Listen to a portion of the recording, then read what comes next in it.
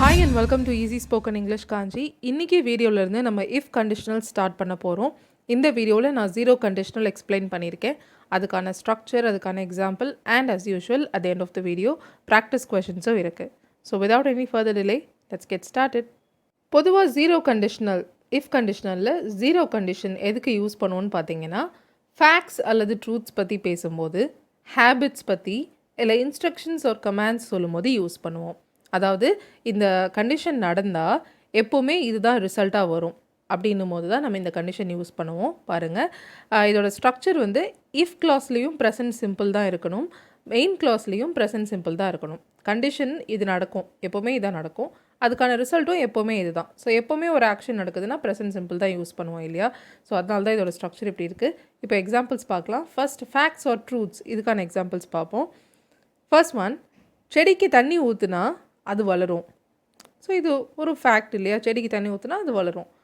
If you water a plant it cross. If you water present simple, it cross, it is also present simple, right? So இதில் எப்போவுமே zero கண்டிஷனில் இஃப்க்கு பதிலாக நம்ம when use பண்ணாலும் same meaning தான் கிடைக்கும். So எப்போவுமே நம்ம ஜீரோ கண்டிஷனில் மட்டும் இஃப்க்கு பதிலாக வென்னும் யூஸ் பண்ணலாம். When you water a plant it cross அப்படின்னும் சொல்லலாம். It doesn't change the meaning. Alright, the next one, கருப்பு கலரையும் வெள்ளை கலரையும் சேர்த்தா கிரே கலர் கிடைக்கும். ஸோ இதுவும் எப்போவுமே நடக்கிறது. So if you mix black and white you get grey. So எப்போவுமே நாம் இஃப் கிளாஸஸில் மெயின் கிளாஸை ஃபஸ்ட்டு சொல்லிட்டோம், இஃப் கிளாஸை செகண்டாக சொல்லலாம். அதாவது you get grey if you mix black and white இப்படியும் சொல்லலாம்.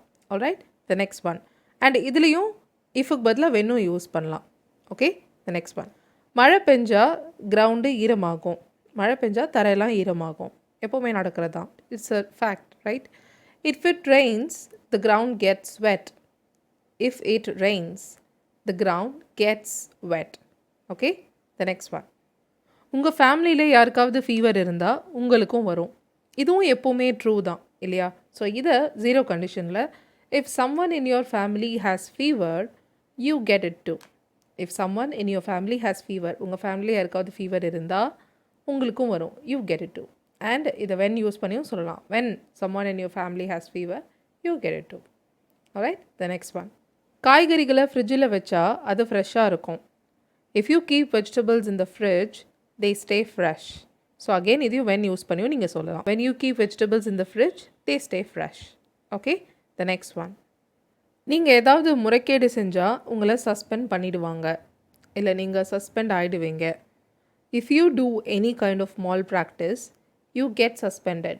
This is always the rule or this is always a fact. okay, எப்போவுமே இதுதான், இந்த இடத்துல இதுதான் எப்போவுமே நடக்கும், இதுதான் ஃபேக்ட், இதுதான் ட்ரூ. ஸோ அதனால தான் இது நம்ம இங்கே சொல்லியிருக்கோம். யூ வில் கெட் சஸ்பெண்டட் சொல்ல மாட்டோம், பிகாஸ் இது எப்போவுமே ட்ரூ. நீங்கள் ஏதாவது மால் ப்ராக்டிஸ் பண்ணிங்கன்னா, if you do any kind of malpractice you get suspended. That's what is true always. So அதனால தான் யூ கெட் சஸ்பெண்டட் எழுதியிருக்கோம். Alright, so first conditional next வீடியோவில் நான் எக்ஸ்பிளைன் பண்ணுறேன். அப்போது நான் இது ரெண்டையும் கம்பேர் பண்ணி உங்களுக்கு சென்டென்சஸ் கொடுக்குறேன்.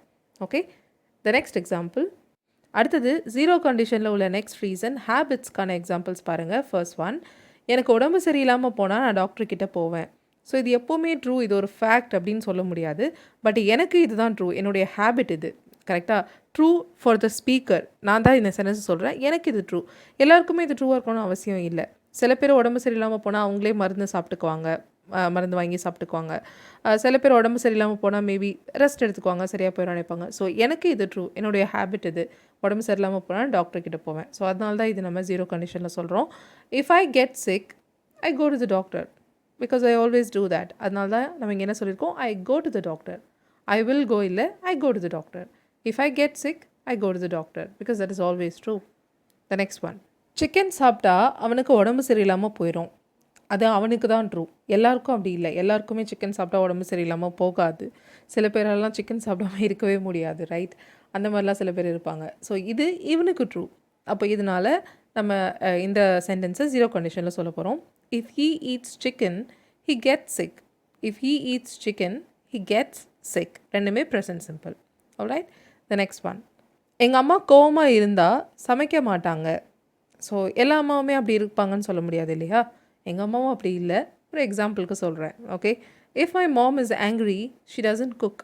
If my mom is angry, கோவமாக இருந்தாங்கன்னா சமைக்க மாட்டாங்க. ஸோ எப்போவுமே நடக்குது இது. எப்போவுமே அவங்க அப்படி தான், அவங்களோட ஹேபிட் அது.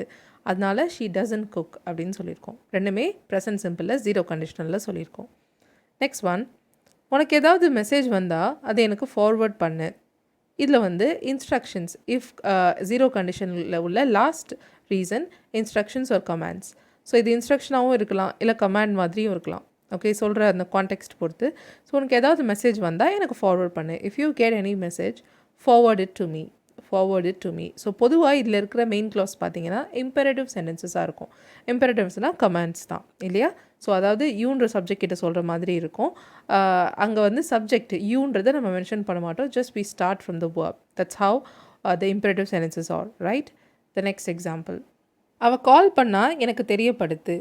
If she calls, let me know.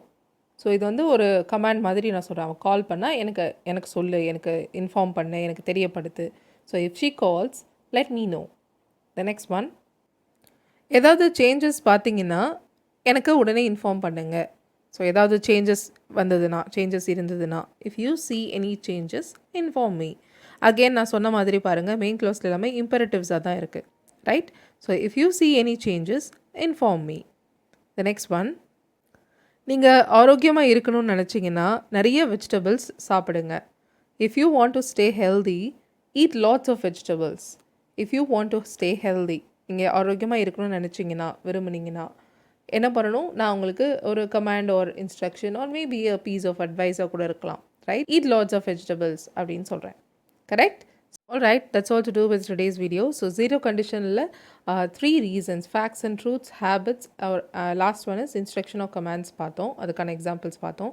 இங்கே நீங்கள் ப்ராக்டிஸ் பண்ணுறதுக்காக 5 கொஸ்டின் கொடுத்துருக்கேன். It's a very simple structure. if clauseலையும் present simple, main clauseலையும் present simple. ஓகே, கொஸ்டின்ஸை ரீட் பண்ணலாம். எனக்கு பணம் தேவைப்பட்டா நான் என் அப்பாவை கேட்பேன். ஸோ எப்போவுமே நான் தான் பண்ணுவேன், என்னோடய ஹேபிட் அது. எனக்கு பணம் தேவைப்பட்டால் நான் என் அப்பாவை கேட்பேன். அடுத்தது, உனக்கு வலி எடுத்தால் உடனே ஹாஸ்பிட்டல் போயிடு. உனக்கு வலி வந்ததுன்னா உடனே ஹாஸ்பிட்டல் போயிடு. இன்ஸ்ட்ரக்ஷன் மாதிரி நான் சொல்கிறேன். அடுத்தது, ஐஸ் கட்டியை சூடு பண்ணால் அது மெல்ட் ஆகும், உருகும். எப்போவுமே அது நடக்கும். True, fact, correct? என்னால் நைட்டில் தூங்க முடியலன்னா நான் கதை புக் படிப்பேன். என்னுடைய ஹேபிட் அது, கரெக்ட்? ஸோ அதனால் இது எல்லாமே வந்து ஜீரோ கண்டிஷனில் எழுதணும். லாஸ்ட் ஒன், குழந்தைங்க பசியாக இருந்தால் அழுவாங்க. ஸோ இதுவும் எப்போவுமே true, fact, it's a fact, right? So எல்லாத்தையுமே ஜீரோ கண்டிஷனில் if present simple, main clause present simple எழுதுங்க. Thank you so much for watching this video till the end. I'll see you all in the next video. Till then, take care and bye.